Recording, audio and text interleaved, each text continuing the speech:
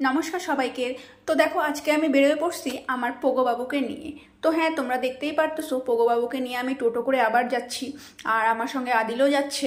তো আমরা যাচ্ছি পোগো বাবুকে ডাক্তার দেখাতে। আসলে ওর একটা ইঞ্জেকশন নেওয়ার আছে আজকে। আগেই তোমাদেরকে বলছিলাম যে ওর একটু স্কিনের প্রবলেম দেখা দিচ্ছে, গরমের জন্য ওর গায়ে একটু গোটা গোটা উঠছে। তো তার জন্য ডাক্তারবাবু ইঞ্জেকশন দিছিল। তো সেটা মঙ্গলবার করে 4টা মঙ্গলবার দিতে বলছিল। তো আজকে সেকেন্ড ডোজ নিতে যাচ্ছে ও।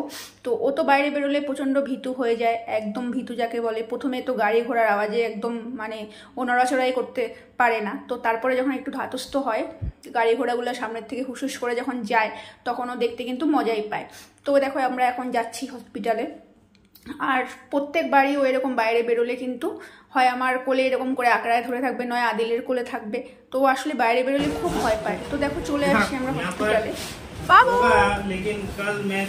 বাবু, আর এই দেখো ছোট্ট একটা বাবু, ওর বয়স 1.5 মাসের মতো হবে। তো আগের দিন ওর সঙ্গে আমাদের দেখা হয়েছিল, কিন্তু ও একটু অসুস্থ হয়ে গেছে। আগের দিন তো খুব চনমনা ছিল, খুব দৌড়াদৌড়ি করতেছিল। তো আজকে গিয়ে শুনলাম ও অসুস্থ হয়েছে, মানে ওর নাকি পার্ভো হয়ে গেছে।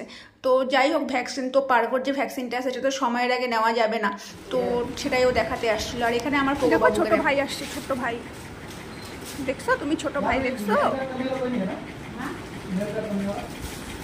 আমার পোগো বাবু কিন্তু হসপিটালে গিয়ে একদম ভীতু হয়ে যায়, মানে এত লোকজন দেখে, ডাক্তারবাবুকে দেখে, তো কিন্তু প্রচণ্ড ভীতু হয়ে যায়। তো দেখো এখনও কিন্তু ও ভ্যাকসিনটা নিয়ে আসছে। ইঞ্জেকশন দেওয়ার সময় ও কোনো দুষ্টামি করে না, এটা একদম ওর একটা বড় গুণ, আমাদেরও অসুবিধা হয় না। তো দেখো এখন কিন্তু আমরা বাড়ি যাচ্ছি।